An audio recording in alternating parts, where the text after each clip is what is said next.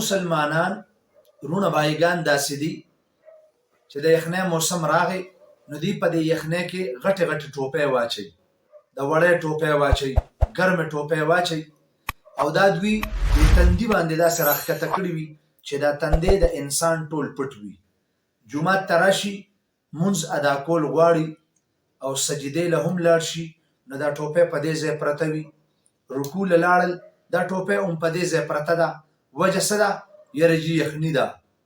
یاد ساتل پکار دي د سجدې په وخت کې د انسان چونکې دا تندی الله رب ذوالجلال ته لګي، په دې وجه باندې دا ټوپۍ د دې خپل تندي نه اوچتول پکار دي. دقه شانتې ډېر ملګري داسې دي چې هغوی څادر اچولي وي او په دې څادر کې ځان داسې پټ کړي وي د یخنۍ په وجه باندې چې د دې څادر نه نه لاسونه را بهر کوي د تکبیر تحریمه په وخت کې او نه چې کوم دی د دې څادر نه دا خپل بدن له داسې حرکت ورکوي چې بنده ګینې ده ووایي چې بهی دې مونځ له راغلی دی یا عبادت له راغلی دی. نه، انسان ته داسې اندازه لګي، داسې ښکاري چې لکه دی عبادت نه نه د خپل ځان د یخنۍ نه پټولو دپاره راغلی دی.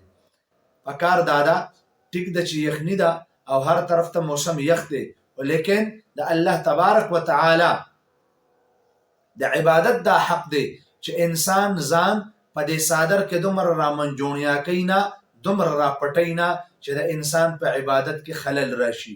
نو کله چې تکبیر تحریمه کوي نو باقاعدګۍ سره غوږونو له لاسونه وړل پکار دي، دا غوږونه واضحه کول پکار دي، د څادر نه راوښکل پکار دي. یا ډېر مسلمانان داسې وي چې د هغوی په دې علاقو کې لړه وي، لړه دھند وي، نو دوی چې کله جومات ته راشي نو د جومات کې دوی دا خپل مخ داسې پټ کړي وي، نو چې کله مونځ ته هم ودرېږي دوی دا څادر لکه د بوزۍ په شانتې وهلي وي او دا مخ یې پکې دا پوزه دومره دومره پټه کړې وي. یاد ساتل پکار دی په مونځ کې خپل مخ هم ښکاره کول لازم دي. نو چې کوم مسلمان په دې حالت کې مونځ کوي چې د هغه مخ پټ وي، د فقهای کرامو منع فرمایلي دي. یا یې تندی پټ دی او سجده پوره نه لګي، فقهای کرامو منع فرمایلي دي.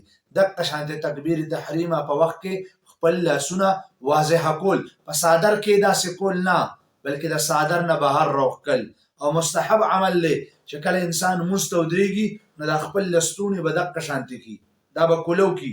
نو چې د لستوڼو د ښکته کولو حکم شته نو د انسان تندی ښکاره کول یا مخ ښکاره کول یا چې کوم دی نو غوږونو نه په وضاحت سره لاسونه وړل دا خو به بیا به درجه اتم او به درجه اوله دا لازم او افضل وي.